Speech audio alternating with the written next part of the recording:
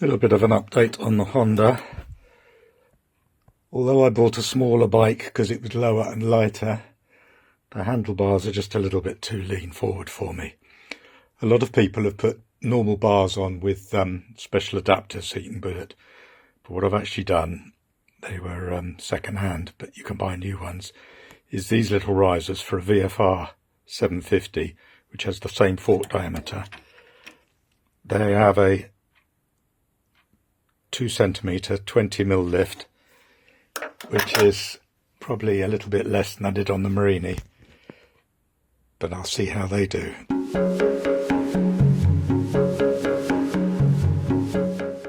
I've got the clutch side on already.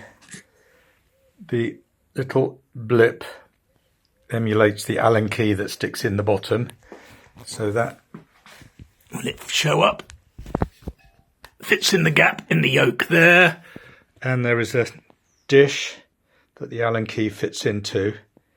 It's a little bit sloppy, so there was some fore and back play, so I've pushed the bars forward, and then there's a little spacer bit that goes in top because you're effectively clamping on fresh air there.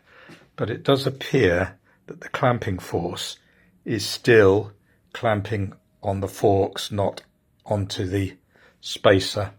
I've got the throttle one to do. I've just slackened off the Allen key, see if I can get that one up and change that. A little bit precarious because I don't want the master cylinder to go upside down.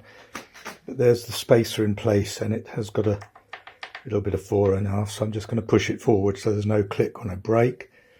And this just fits on top of there. I'm going to have to come back when I fitted it. And then, as I said, it's just marginal, but the level of the Allen key, get it focused, come on, focus. And then, as I said, it's just marginal, but the level of the Allen key is just level, just below the top of the fork stanchion.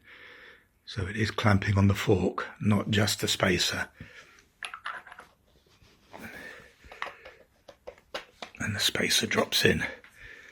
If I'd thought I'd have got the hex lined up with the yoke, I might do the other side, just turn it so it's just lined up.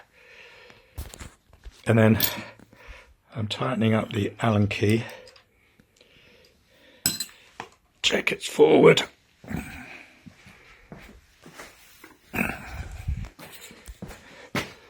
It's probably not necessary, but I've just made sure that's snug with a dead blow hammer.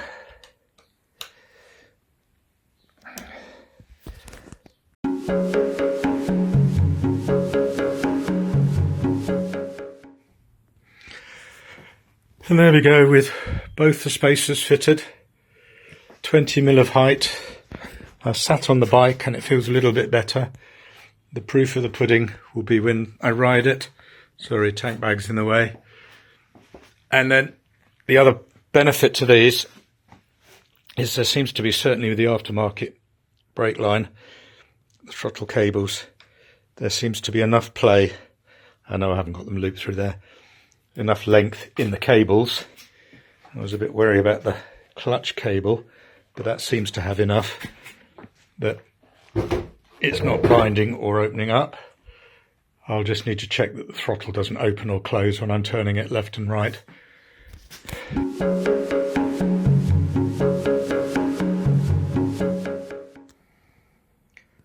I've still got to make my mind up whether I want to lower the pegs or not.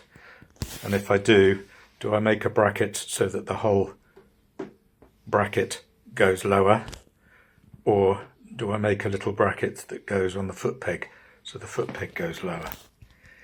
But we'll wait and see. That's just because of my crampy old legs.